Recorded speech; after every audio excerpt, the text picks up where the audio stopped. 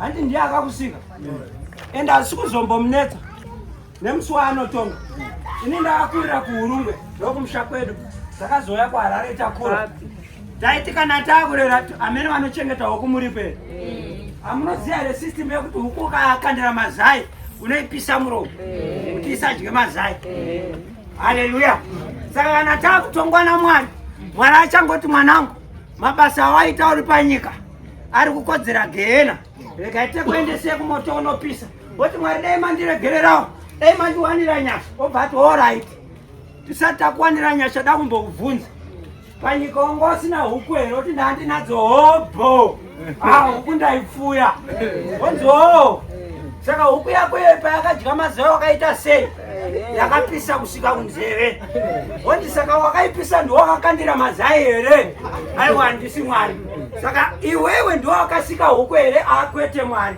Inini ndakasika huku ndikakupa ukawana authority yekuipisa yeti iwewe ndakakusika sa usida kunotsva enda unotsva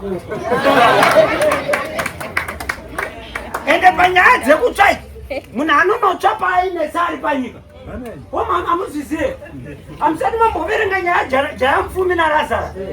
Jaya namupfumi naLazarus kunonzi Lazarus anga ari kuAbraham's bosom pachipfuwa chababa aLazarus ari kuparadise but mupfumi anga ari kuhell kune moto unopisa.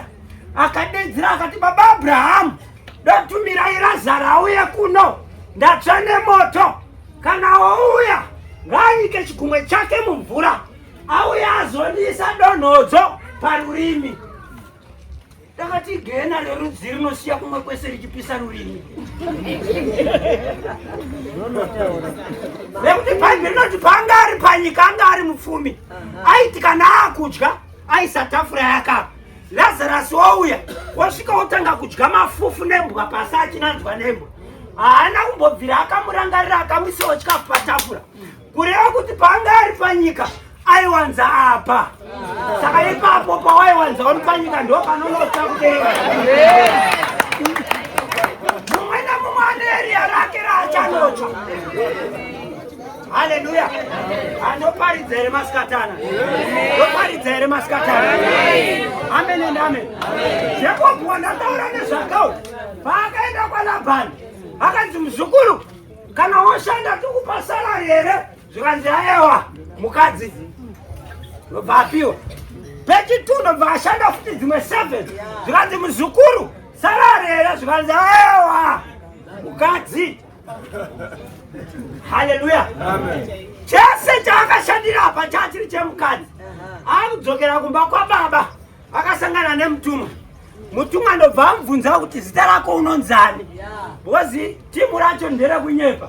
Paakaenda kwaLabhani haana kuenda nezita paakaba maropafadza akaenda nezita risiri rake. Saka arikuda kuropafadzwa but paarikuda kuropafadzwa tikuda zita chairo zvikanzi ndinonzi Jacob zvikanzi kubva nhasi hauchanzi Jacob waakunzi Israel but asati aropafadzwa mutumwa anonzi akamurova hudyu kuno chiuno. Jacob uri kuroherwa ichiuno chakumbirwa naJacob iropafadzo. Mwari handisida kurohwa kuda maropafadzo musandirove. Saka mutumwa ari kuti aiwa maropafadzo tinokupa but tisati takupa pane chimwe chinhu chekuti tikakupa maropafadzo chinozovhiringidza futi maropafadzo awinawo. Saka tatanga tambodhira newese vakadzi unonyanya kuda vakadzi chiuno handisi kuprofita hwangu pano, handipana handiri kutorova chiuno icho.